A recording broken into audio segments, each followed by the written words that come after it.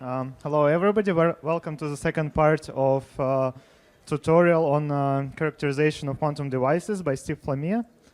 So I think we're ready to start. Steve, yes? Sure. Okay, welcome back everybody. So just to recap briefly, so we left off talking about randomized benchmarking, and we saw how randomized benchmarking allows us to estimate the average error rate of our average Clifford noise, as long as certain natural assumptions are met. You know, gate independence of the noise, that the noise is independent of which Clifford gate I'm doing. Time independence, Markovianity. I forget the fourth one. There was some fourth one. Now let's follow on to that and ask ourselves some natural further questions. So one, we want to, I said complexity is really important in this game. So how expensive is benchmarking? Can we characterize the complexity of randomized benchmarking? Can it be used for estimating fault-tolerant quantum computing thresholds? What happens when we break these assumptions that I mentioned? And also, I alluded to the fact that we're going to sort of start on the two ends and we're going to work our way into the middle. How can we extend this tool so that we can learn other things besides this one parameter, this average error rate of our average Clifford gate? So the first thing is there are some known results on the complexity of benchmarking, that is how many random sequences I need to sample. So recall there's two sources of variance in a randomized benchmarking experiment. There's the different sequences that we're sampling. How many sequences you need to sample is one measure of complexity. That's like the measurement complexity in the jargon I discussed in part one. And then there's the sample complexity, which is how many different times do I need to sample those things in order to collect enough data. The first result is bound on the measurement complexity. Okay, how many different sequences do I need to measure in order to get an estimate that is plus or minus epsilon? So we can characterize that in terms of the variance, the intersequence variance. Okay. So there was some initial work by Magison, which gave very loose bounds on these types of quantities. And that was followed up by a paper by Joel Wallman and myself. And I'll briefly mention a paper that will hopefully be out next week by Jonas Helson and others, which addresses this question of intersequence complexity. So we're assuming now that all of these nice assumptions are met, that we have time-independent, gate-independent noise. What can we say about the complexity in that case? So we can derive a general upper bound. So the trivial upper bound that you get on the variance is order 1. It's a constant, which doesn't sound bad, right? If you're a computer scientist in this audience, you're thinking, wow, order 1 complexity is the best you could ever hope for. But we actually want to do better than that because we're trying to get something that's sensitive to the fact that we're in this scaling limit where R, the average error rate, is very, very small. It might be, I showed data from an experiment that claims 10 to the minus 6 is their error rate, right? So if we can find protocols that are improving as R gets smaller, that would be really good, okay? So we can actually do better than a constant. We can get something where the variance scales like M, the sequence length, times this average error rate R. That was proven in the second paper here. And for qubits, it turns out, have a little bit of special structure. And you can improve on this bound. And you can show that under some additional mild assumptions, there's like an additional small error term that enters into this when you have large spam errors. You can actually get something which is m squared r squared, or just m r squared if there's no spam at all. And so this is a significant improvement because it means that you only need to take rather short sequences. Like normally you might think, well, if I'm going to estimate an error rate of 10 to the minus 6, I'm going to need to do sequences of length 10 to the 6 before I start seeing those errors sufficiently that I can sort of figure out that that is indeed my error rate. And this says, no, you don't really need to do that. And extrapolation really does give you an accurate estimate of those very, very low error rates. Okay? So these results put the use of randomized benchmarking at least in this at least when the gate independence assumption and the time independence assumptions are respected, it puts randomized benchmarking on a very firm theoretical footing and gives us concrete guidelines for experimentalists for how they need to pick the number of sequences if they want to get some target error rate. Because usually they have some initial understanding, some ballpark guess for what R is. So if they plug that in, they can get some further estimate for how many sequences they need to choose from these types of estimates. So the bounds itself, I mean, I have a big O here. You can back out constants from these arguments. So what do these bounds look like? This is a bound. So hopefully you can see it. There's a green line right here sitting above a bunch of blue lines. So what is this a plot of? The green line is the bound that you get from this paper by Wallman and myself. These blue lines are a bunch of randomly chosen noise channels, okay? So this represents all of the channels that live of distance R. Distance is a bit of a misnomer because, as I mentioned before, the average error rate is not a metric, so I say distance in quotes. These are all the channels that are that have average error rate R with respect to the identity, okay? And so we see that there are some channels, at least numerically, which come very, very, very close to saturating this bound. Okay, so this says that at least for qubits and for short sequence lengths, this bound is extremely tight and gives very good guidance for experimentalists for how to choose sequence lengths. And so the actual number is, somewhere less than 100. It's in the tens, right? Many tens. Right. So there are some new bounds, which this paper is not quite out yet, so I'll just mention them briefly. This has recently been extended by Helson et al. To multiple qubits, and they improve a lot. Some of the scalings had some dimensional factors, which we managed to get rid of. And so the new bounds are effectively constant, independent of dimension, and they still shrink down. They retain the benefits of this scaling with respect to R. So here are just some slides from this paper, which, as I said, is not yet on the archive, but will be soon, showing how the previous bound continues to grow as a function of, for example, the number of sequences, or here is, I can't even read it myself, number of sequences on a log scale, and each of these different rainbow colors is for a different fixed average error rate, right? So as the average error rate goes down, you do need more sequences to certify that particular average error rate, but it scales like a constant in the number of qubits. Okay, this x-axis here is the number of qubits. So these are very good bounds. And these are sort of, if you can't read that, it is a little bit small. The numbers here are in the practical range for what people are currently working at. The top one here is 2 times 10 to the minus 4. So these are sort of error rates that people are doing in realistic quantum computing experiments, at least in the ones where people have very high fidelity quantum gates.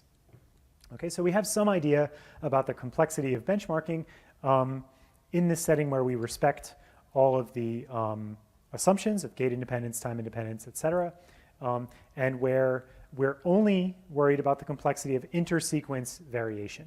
Okay? But as I said, there's a second source of noise, and that's the noise per sequence. Right? If I want to estimate the fidelity of a specific sequence, I have to sample that sequence many, many times, because unless I manage to magically get back in the same state, if it was somehow perfect, there's always going to be a little bit of noise, and I have to sample to estimate that probability. So what can I do in that case? Yeah, this is reiterating what I just said. There's the within sequence and the inter-sequence variance. So I can use this other tool, which was developed by Grenade, Ferry, and Corey, called accelerated randomized benchmarking. So there, the philosophy is to try to use some prior knowledge. So they cast randomized benchmarking into a Bayesian framework.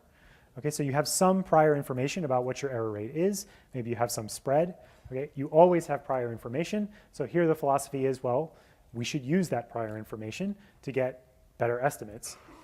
And in particular, if you don't recycle the same sequence multiple times, okay? So you add a new sequence every time you sample. All right, this might be hard in some architectures, but not in all of them, because I'm going to show an experiment where they actually did this.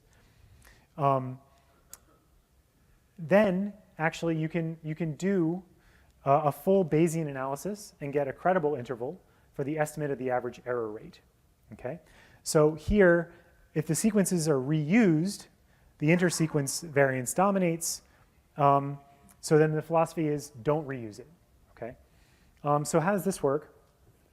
It turns out that their protocol, well, okay, I already explained their protocol. Their protocol is to just resample a fresh sequence every time, do a Bayesian update starting from some prior. Okay, that's the point of the paper.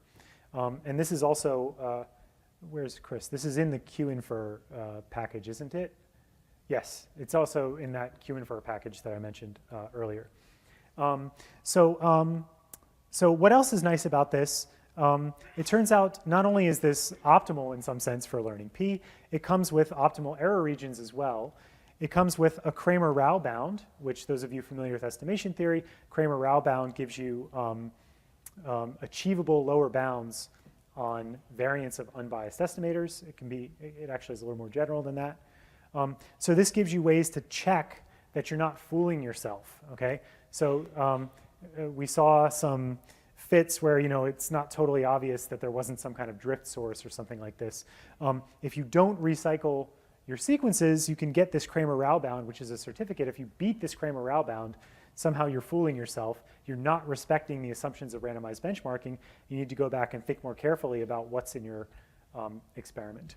Okay, so by using this Bayesian approach and adding additional randomness, you get some advantages by doing this. Like I said, in some architectures, it's very hard to change the measurement settings. So for example, I know in Rainer Blatt's group, at least in the experiments the way they were running a few years ago, the reconfiguration time on their FPGA to reprogram a new gate sequence was on the order of seconds, whereas the resampling time, once they fixed a particular gate sequence, was something like a millisecond or on that order. And so what that means is it's a lot easier for them to resample the same sequence. So for them, that trade-off was worth making, this trade-off of, well, we don't get this Kramer-Rao bound advantage. We don't get this accelerated randomized benchmarking advantage because it would take too long for us to do that.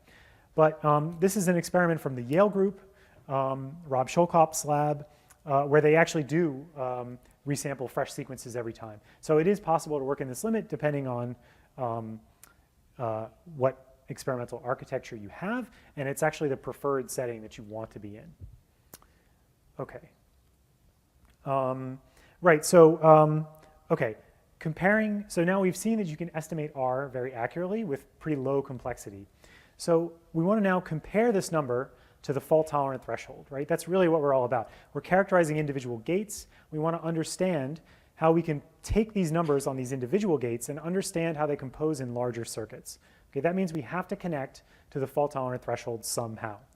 So as I said, Mark Wilde asked this nice question about, well, what about other measures? And the answer was, well, really what we care about is things we can measure and things that we can compare to the threshold, right? And it's the fact that we don't have one thing that we can immediately measure that means we have to work with multiple measures. Okay, so what's the best way that we can compare the diamond distance, right, which is one particular way we can estimate thresholds, to this thing that we can estimate in experiments, the average error rate. So I mentioned this bound from this paper that Joel and I wrote a few years ago. The bounds are pretty loose, right? We know that the scaling is in general saturated, okay? So the diamond distance is only loosely related to the average error rate. We know that polynoise saturates this lower bound. So polynoise is what everybody uses in their numerical simulations. That's not quite true as of maybe just last year. There were a few papers that really started to look at coherent noise sources. There were some papers a little bit before that that looked at amplitude damping noise, which is an incoherent process, but it's a non-Pally channel. So we're finally sort of starting to get away from this Pally noise paradigm and trying to understand the effects of non-Pally noise on channels. And we're trying to figure out, well, how far do we have to go? How large of a discrepancy is there between the things we measure and the things that we know certify thresholds. That brings us to the topic of coherent noise. So if I have coherent unitary rotations, over or under rotations, think of this as like a calibration error in your device, okay? They can in general be much worse, right? What is the intuition for this? Well, if I have an unbiased random walk and I take t time steps, I expect to be about root t away from where I started. Whereas if I have some sort of bias epsilon, well, I'm also going to have some root t behavior, but I'm going to have t times epsilon, t times the bias, right? So whenever you have a bias, it's going to add up linearly, okay? So that linear scaling is what happens when I have coherent unitary errors, all right? So the two types of noise, coherent and incoherent errors, have radically different worst case behavior on quantum states. Now you might say, and you're right to ask this question, well, why do I care about worst case? Shouldn't I only care about average case? I'll return to that point in a minute, but the point of this slide is that worst case is in general very, very different from average case. Okay, so what happens when I have these coherent noise sources in an actual quantum device? So we see this in benchmarking experiments. What happens is the coherent errors, it turns out, lead to a direct violation of the randomized benchmarking assumptions. Okay, so coherent errors induce gate-dependent noise, right? Gate independence was one of the fundamental assumptions of randomized benchmarking. And if you have strong coherent errors, you're going to have strong gate dependence. If you have strong gate dependence, you're done. And here's what happens. Over here, this is from a paper by Ball et al. Here is something where we respect the gate independence assumption. Here's where we have some, large detuning error or coherent error, and we see a very large spread across all the different sequences. These are the sequence fidelities for a bunch of different sequences. We see a really large spread, okay? And so when you fit this, you might still see something comparable to the original answer. If the average is the same, you might get the same answer. But that average is no longer a very good characterization of the actual noise that you have in your system. Right? You're going to need something else. We'll figure out what that something else is going to be in a second. Here's another. These lines are from actual experimental traces. So these are numerical simulations. This is the figure is from this paper by Fogarty et al., but the lines themselves are traces from this experiment Mohonen et al. Here are some more numerical simulations from a paper by Epstein. And we see that, in general, these coherent errors leading to this violation of the gate dependence assumption, they kind of break benchmarking a little bit. Okay, so this is known to be a problem. So yeah, like I said, we would like to be able to pin all of this on coherent errors. Okay, I claimed they were the culprit. Here is Exhibit A, right? Exhibit A is a toy model which we can analyze completely, and we can analyze it completely using this semi-definite programming characterization of the diamond distance. So those of you, the hardcore theorists in the audience, well, you're all hardcore theorists, I'm sure, except those of you that are experimentalists. You know that semi-definite programs come with a dual certificate, which enables us to prove upper and lower bounds on feasible solutions. And so that means that we can compute, we can compute the diamond distance of very complicated objects, sometimes analytically. Okay. So if we do that, we can compute. So here, what is this a plot of? This is a plot of the log of the average error rate. Oh, sorry, the log of the incoherent error rate, p. Right, so this is bit flips with probability p, and unitary over or under rotations by an angle delta. Okay? And so on this axis is log p. On this axis is log delta. So going down here is smaller and smaller incoherent errors. Going down here is smaller and smaller unitary errors. Okay? And then up here is the ratio, log of the ratio, of the diamond distance divided by the average error rate. Okay? And down here, where the incoherent errors dominate, you're fine. The scaling is flat. Okay? Up here, we see a huge blow up.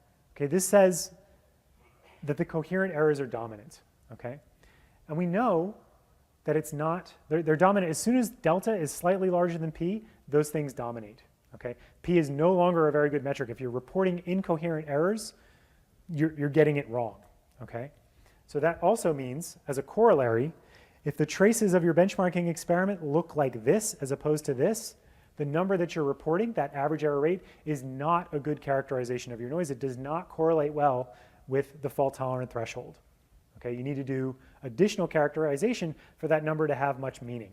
I mean, you can report it, but it comes with a caveat. Okay, and you should mention that caveat in your paper. Amplitude damping, it turns out, is much more benign. And I actually have an unpublished, more general proof of this. This is a plot for single qubit noise. And in this paper by Kung et al., we just proved it for the single qubit amplitude damping channel.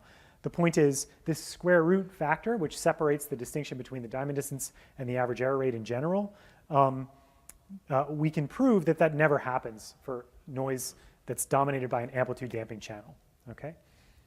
So it really is the coherent errors that dominate. And by the way, you can decompose channels into products of coherent errors, amplitude damping type. You can do an affine decomposition of a general channel into rotations, shrink, right? Shrinking is a depolarizing channel, maybe with multiple axes, together with an affine shift. That's what amplitude damping is, right? And so shrinking and affine transformation are not the culprit. It's the rotation that's the culprit. Okay? You can decompose general channels into that and use this chaining bound. So this is a pretty general conclusion. It's the coherent errors. This was understood, I should say, by the pioneers early on, but it was not. I think it was understood conceptually. This puts a very fine point on that, a very precise way of explaining this. So now let me go back to something that I claimed, which is that, why do we care about worst case? Isn't it just the average case that matters? No, it is not the case. We really do care about worst case, all right? I'm actually a little bit pessimistic. There's growing optimism in the community. We're going to have quantum computers any day now. I'm much more pessimistic than the way I see general opinion moving, on the grounds that I don't think people are comparing to the right number. These worst case errors, which are actually the square root, there's this square root relationship, are the relevant numbers. Okay, we've understood that by now. So here, this has been discussed in at least two papers that I know of, one by Puzzoli and a recent one by Wallman. Here are some numerics from Joel Wallman that shows on this axis R, and on this axis, the difference in error probability for two quantum circuits, right? So there's no error correction in these circuits. These are sort of bare level circuits where there's no error correction. Here I have an ideal circuit and an ideal measurement. Here I have a noisy evolution and a measurement. And you see that when I have these unitary errors, the error probability really does grow. Like it's substantial. The stochastic noise is down here, very low error probability. You run these circuits, you're going to get the right answer regardless. Okay? But in the unitary case, these errors grow quickly. Okay? So it really is a problem. Okay, so given that coherent noise is a problem, we need to understand it, we need to correct for it, we need to fix it. What are some proposals for doing that? Here's one proposal. It's something called the unitarity. So the precise definition doesn't really concern us. The point is this. If you look at the definition, so it's rescaled and shifted in a certain way to make it bounded between 0 and 1. The point is it's a quadratic function of the channel. So here it depends on the noise channel like E squared. Okay? So the average error rate depends on the trace of the channel. That's a linear function of the channel. It gives us average information. This is giving us second moment information. So it's telling us something about spread. Okay? So the unitarity is a measure of noise that is only sensitive to incoherent noise. If I, yeah, I guess actually this has been sort of misnamed in the same way that relativity was misnamed, and that Einstein should have wanted to call it invariance theory. Unitarity is invariant under unitaries, so maybe it should be, invariance theory, the invariant measure or something. So the point is, any unitary gate that I apply doesn't change the unitarity. Okay? So what that means is the following.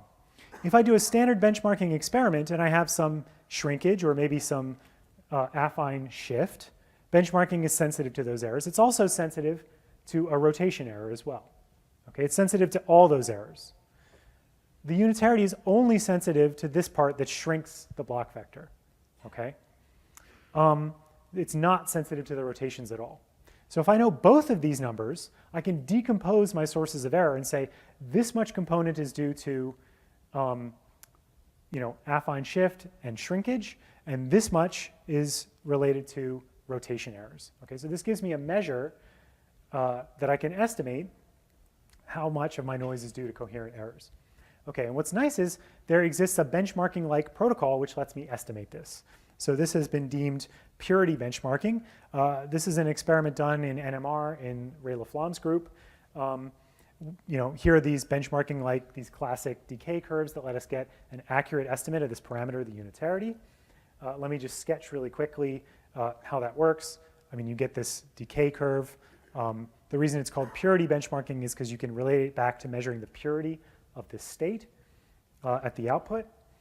I should say that a nice feature of this unitarity is that if you know both the unitarity and the average error rate, if you knew both of those perfectly, it constrains the diamond norm up to constant factors. So there's no more square root scaling anymore.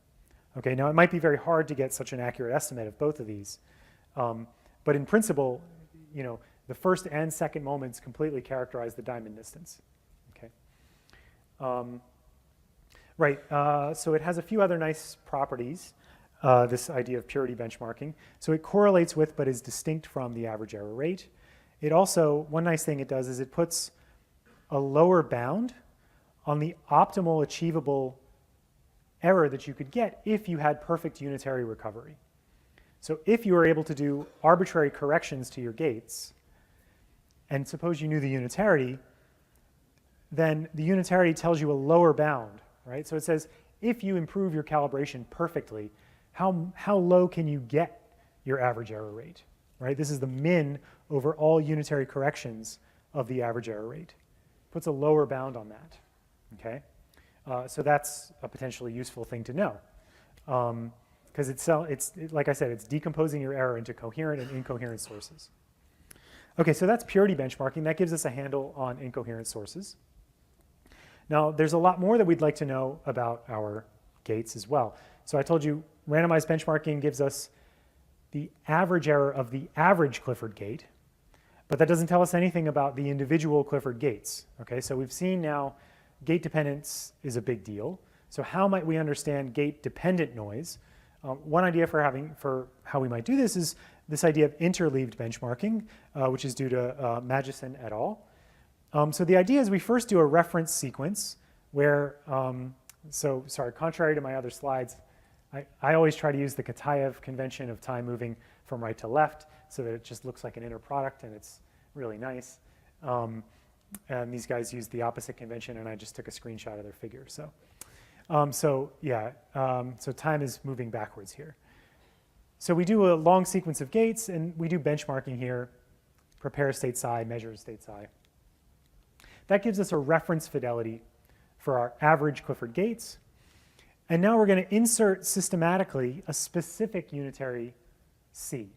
Okay? It's one of our Clifford gates, and we think it's responsible for a large amount of noise.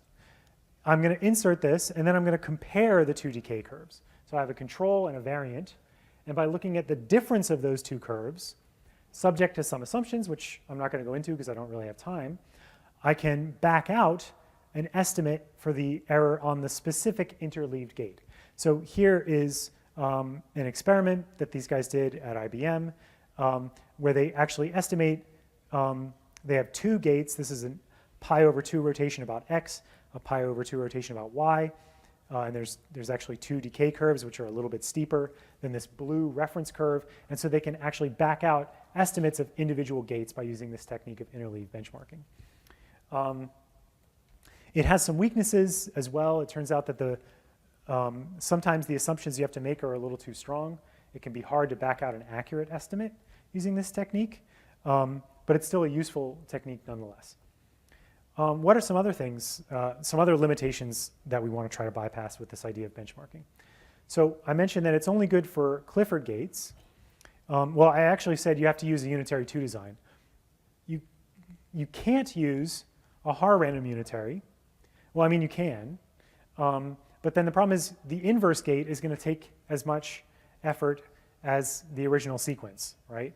And so it really decreases your signal-to-noise ratio if you were to try to do this, okay? So what that means is randomized benchmarking needs to use something like the Clifford group where you have an efficient way to invert those gates. So that means if I throw a T-gate into the mix and I make my gate set universal, it kind of spoils this nice property of randomized benchmarking. So we need an additional trick.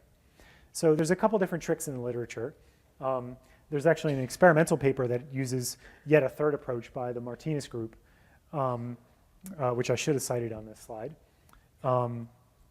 It slipped my mind.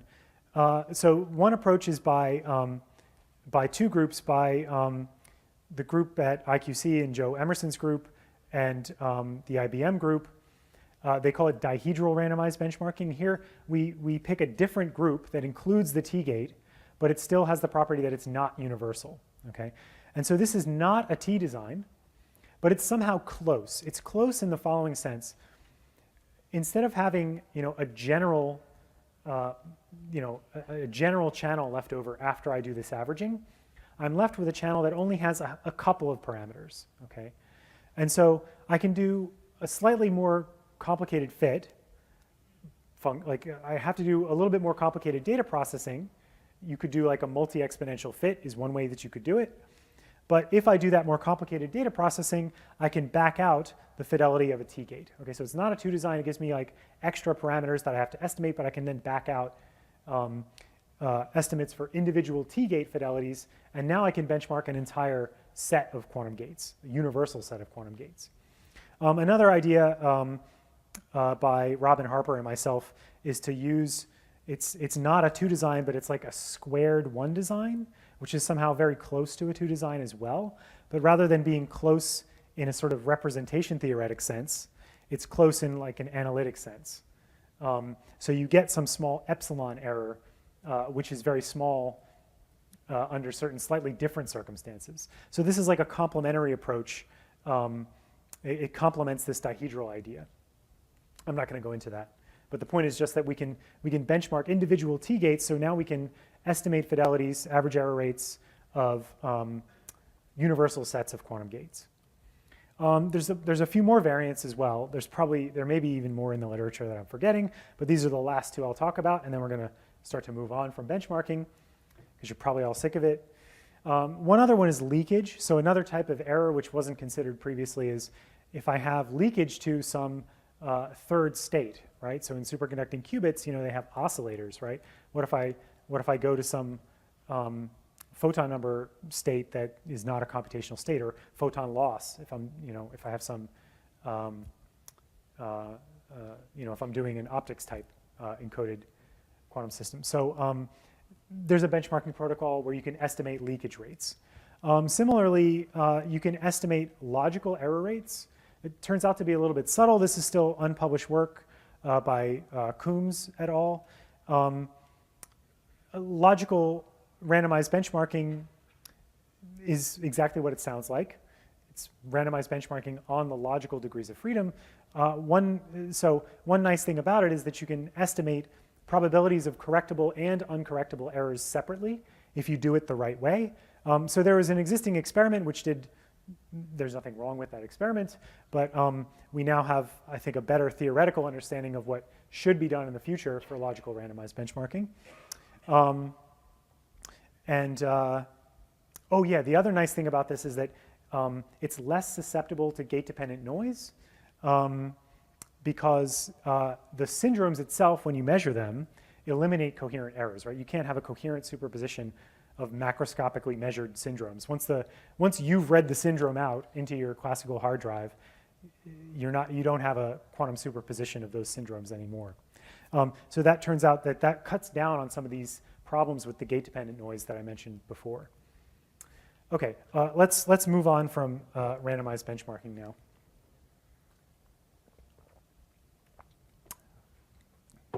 Okay, so there's another idea called direct fidelity estimation, which is the following. This other idea is also going to allow us to estimate, like these T-gate protocols, it'll let us estimate error rates on quantum states or on quantum gates that are not necessarily Clifford gates. It is sometimes, depending on the circumstances, more susceptible to spam errors. So it has a slightly different domain of applicability than randomized benchmarking. The basic idea is to estimate fidelity using like a Monte Carlo approach, okay? And this is from these two papers by Ikai Liu and myself and Marcus de Silva and co-authors. So in order to describe this idea, let me first give you a sort of trivial algorithm that constitutes Monte Carlo fidelity estimation. So I'm going to cheat. I'm going to use a quantum computer, and I'm going to show you how, using a constant number of samples, I can get a great estimate of the fidelity with which I've prepared an arbitrary quantum state. This generalizes naturally to channels as well. I'm not going to mention the channel generalization. It's a straightforward generalization. So suppose for the moment that I'm trying to produce some pure state psi. Then this is the expression for the fidelity. So I'm given many copies of the noisy version rho, but now I'm just going to I'm going to give myself magically the ability to measure the POVM in the basis psi 1 minus psi, right? Well, I'm cheating, right? Because the whole point of being able to produce this psi is, it might take a quantum computer to do that, okay? So this is cheating. But if I do that, then I'm just flipping a coin with some bias that the bias is epsilon. I repeat it 1 over epsilon squared times to get an estimate, with accuracy epsilon, okay? So this is a cheating protocol to get the fidelity to within accuracy epsilon, but it assumes the existence of a good quantum computer.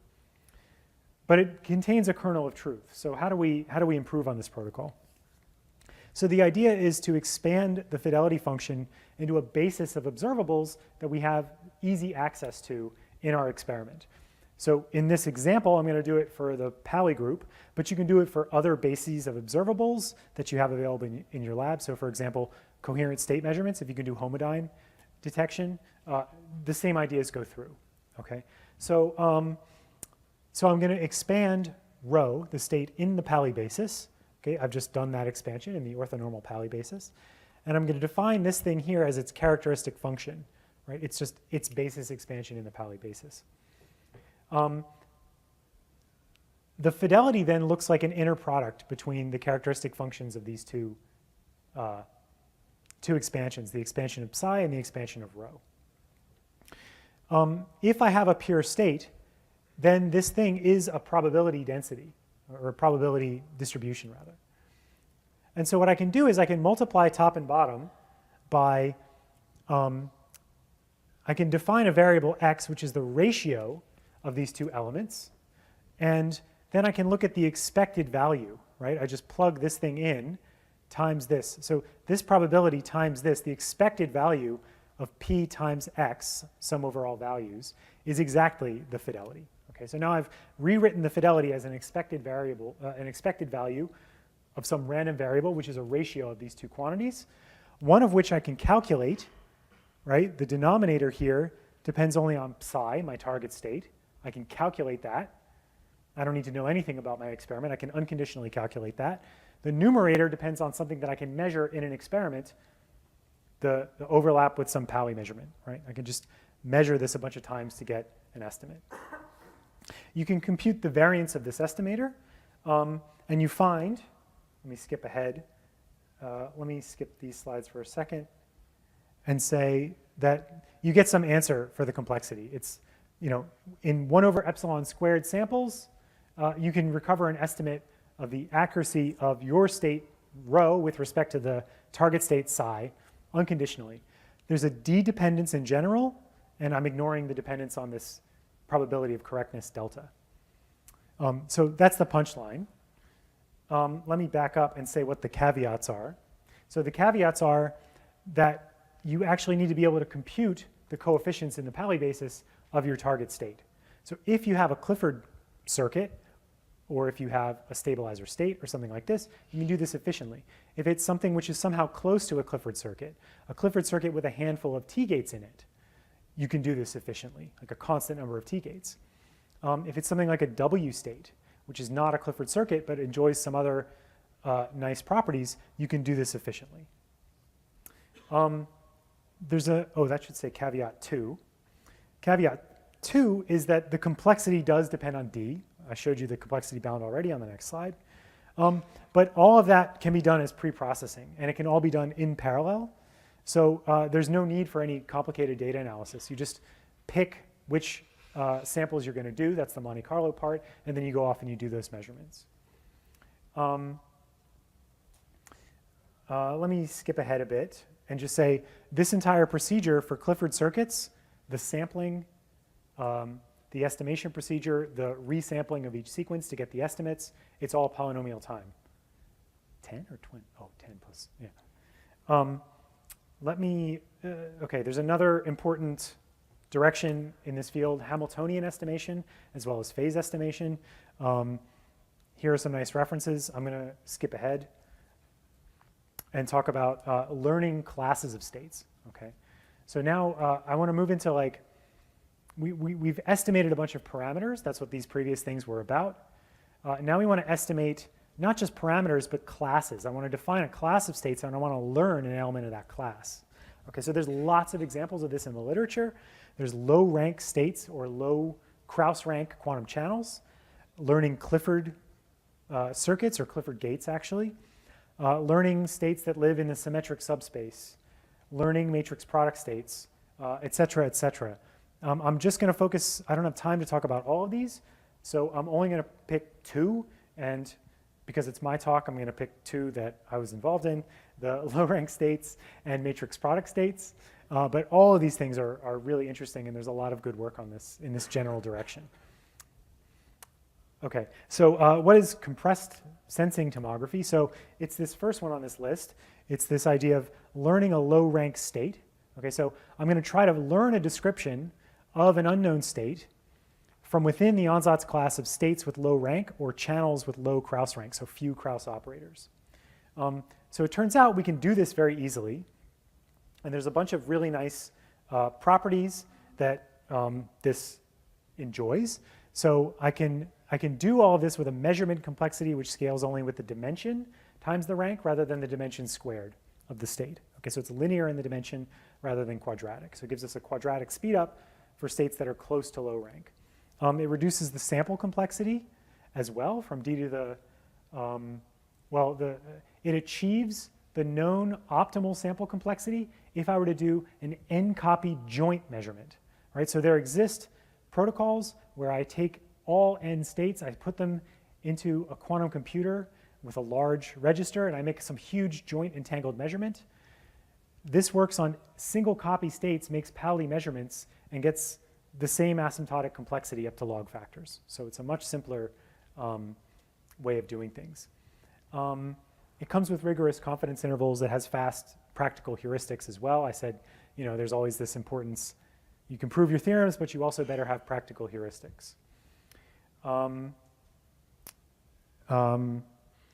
So the main idea is to just sample a sufficient number of Paulis, and we prove the theorems using some very fancy estimator, which comes from convex optimization in order to prove this. And you get a theorem of the form, you know, if I have order d squared copies of the state, then I can reconstruct an unknown state with low rank with accuracy epsilon in the trace distance. One of the key proof techniques, which was proven by Yikai Liu, is this idea of the restricted isometry property, which says the following, that, you know, so you might think, I'm measuring so few observables, I'm making so few samples, how on earth can I do this? You know, it's not a well-posed problem. It turns out it's sort of almost well-posed. So there's a pseudo-inverse, which has a unique point in the manifold of low-rank states. Okay? And Yikai Liu proved that there's a very strong notion of this that the Pauli operator is satisfied, called the restricted isometry property. And it gives us the strongest guarantees that we know for this problem.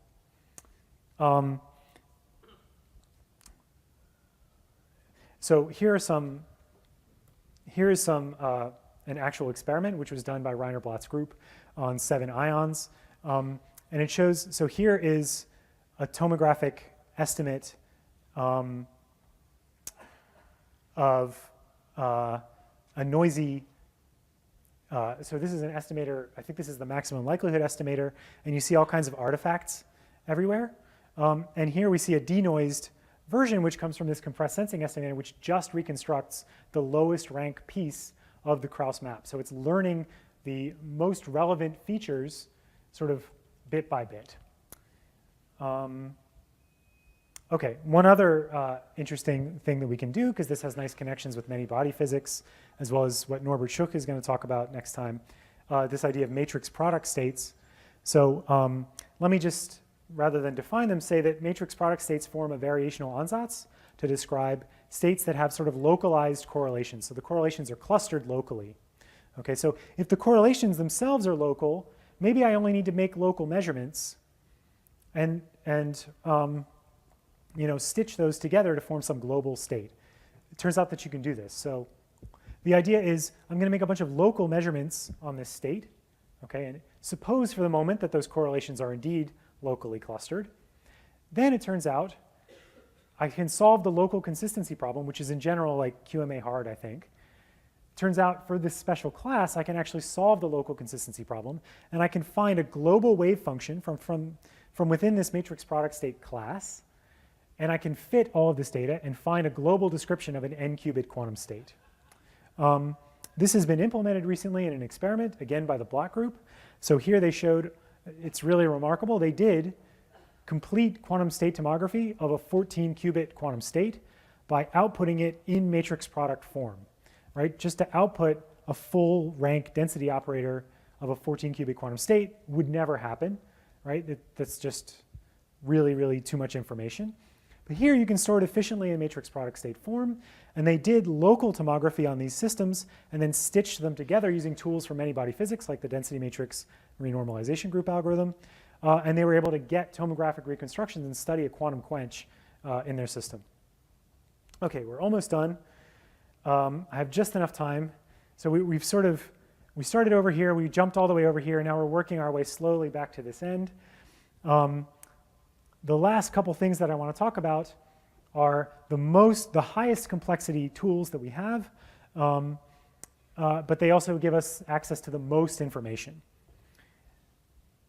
Okay, so the first one is called randomized benchmarking tomography. This is an idea due to Shelby Kimmel et al.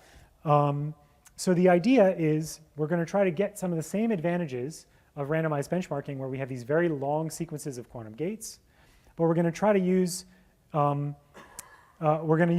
ideas from interleaved randomized benchmarking to try to get individual estimates for the overlap of our gates along different directions in operator space. Okay, and it turns out if you do things correctly, I'm low on time. I can learn the overlap of my gates with any given Clifford operator. So I can learn like the Hilbert-Schmidt inner product of my gate along any Clifford direction. And so if you do this, you can estimate lots of different probabilities or lots of different properties of your underlying gates without falling prey to these spam errors. So this is a really nice protocol that I think should see wider spread experimental adoption. And the other one that has seen quite widespread adoption is this idea of gate set tomography. There's kind of two versions of it in the literature. The first is due to Seth Merkel et al., and the other one is due to Robin Plumke-Hout. And this is more resource intensive than the randomized benchmarking tomography because it sort of does everything that randomized benchmarking tomography does, but all at once. The randomized benchmarking tomography lets you kind of pick and choose the amount of complexity that you want. Gate set tomography says, I'm going to estimate every parameter of every gate in my entire gate set together with the state preparation and the measurement errors, and I'm going to do it all at once in some big, nasty, messy optimization problem. And fortunately for you, they have some code that's open source that you can download that will assist you with this. Otherwise, the optimization is a big pain. And so I don't have time to go into the details of how the guts of this protocol works. But if you do this, so it's very resource intensive. It's only been done on 1 and 2 qubit systems, but you can get very accurate estimates. You can get estimates directly of the diamond distance because you've estimated all of your gates. So you can back out estimates of the diamond distance for your specific gates using this technique. I'm going to just show this cool video of one of the other things. This is some work by Grenade, Coombs, and Corey, which shows how using ideas that I've already mentioned, this idea of particle filtering. I mentioned this previously when I mentioned this qinfer package. One of the things that came up a lot in this talk is when we break these assumptions, we have to think hard about how we're going to deal with that. And time dependence is one of the assumptions that gets broken that I didn't really talk about much. I talked more about gate dependence. There are tools for dealing with time dependence. Here there's a really nice adapted algorithm from this paper, which shows how we can track estimates of states in real time using this particle filtering approach. I'm out of time. So let me just wrap up and say, okay, the point is there's a variety of powerful protocols for characterizing errors in quantum gates. So we have at the two opposite extremes, we have tomography and randomized benchmarking. There's a whole lot of compelling intermediate models where we're trying to learn new specific parameters piecewise, or we learn specific Ansatz, or here's the showing off my knowledge of German, Ansätze, it should be capitalized, learning Ansätze about our state. And there's also lots of practical heuristics which have been coded up by various people. You should check out the qinfer package. I even promised my postdoc I'd wear the qinfer shirt. Check it out on camera. There it is. You owe me a beer.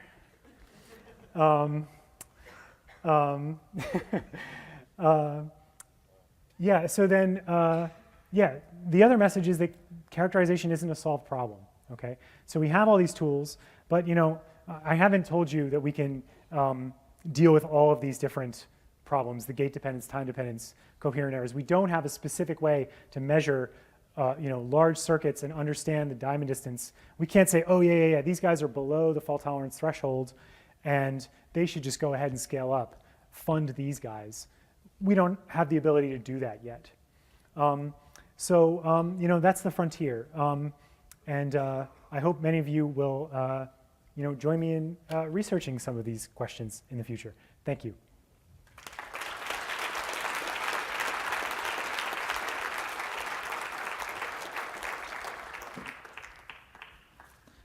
Thank you, Steve. Now it's time for questions. So I see at least two. So. You've given us a variety of ways to evaluate error behavior. Could you comment about the technologies we have? For example, ESR versus photon methods. Oh, it's controversial. Yeah. In particular, though, I'd like to know which of the methods we're using have systematic as opposed to non-systematic errors. Well, there's only one real approach that should be funded, and that's Majorana fermions. What do you think, Vadim? I'm actually, I'm just kidding. I think that many approaches are kind of, we should look at everything. I know, I'm teasing the Microsoft people in the audience. Look, honestly, I think every approach has different strengths and weaknesses. I think to some extent the question is ill-posed. Like, I can say there are some things, so superconducting qubits, for example, which is one of the darlings right now, I think, because the derivative is very positive, right? It's like a solid state thing, so there's some hope that maybe you can just scale it right up. One of the things that I think they struggle with is coherent errors. If you look at these amazing experiments that John Martinez does, or Rob Sholkoff, or any of the other people who do really top-level superconducting qubit stuff, in particular, if you look at, I'm thinking of a Martinez group experiment where, they do have this large spread. They do have these coherent errors. They have low error rates. They have all kinds of advantages, but, those are sort of things they need to pin down. So if you look at other approaches, they have other weaknesses. So, I think it's a partial order. There's no, there's no unique best at this point. Thank you. So, yeah. Now a second. You mentioned the differences between the coherent errors and the incoherent errors, Yeah. and you really talked a lot about how the coherent errors are really, really terrible. Mm-hmm. But there are techniques for correcting coherent errors, like Yes, spin that's right. echo, dynamic decoupling. Dynamic if decoupling. we use these techniques in our algorithm, would this fix the problem? Can you comment on that? Yeah, so that's a good point. So there's a paper that I didn't have time to talk about by Wallman and Emerson that is, it's essentially dynamical decoupling. But it's applied specifically in this context of compiling larger gates. So they do this idea of randomized compiling. Actually, some recent work by Matt Hastings and independently by Earl Campbell sort of hits on this same idea that, you know, if you compile things a bit randomly, you can turn coherent errors into incoherent errors. So in the Wallman and Emerson paper, so I guess in the Hastings and Campbell work, they're thinking about magic state distillation. And if I distill something sort of on average, I can get a square root improvement in my accuracy. The Wallman and Emerson paper says, well, if I have multiple ways to compile the same gate and I average over that in a certain specific way, and you have to respect certain assumptions that you have a class of easy gates and a class of hard gates. So there are certain caveats that go into that. Then you can reduce your coherent noise and map it to incoherent noise without increasing the overall average error rate by much. Right? That's the trick. Like, you can always do a longer sequence of gates to reduce coherent error rates, but then your incoherent error rates are also building up while you do these longer sequences. So you need to get a net win in the end. So certain regimes of this randomized compiling scheme of Wallman and Emerson, they can achieve that. So yeah, I just didn't have much time to talk about that. You're absolutely right. There are tools and techniques for doing that. Okay. So more questions? Yeah. Okay. Oh.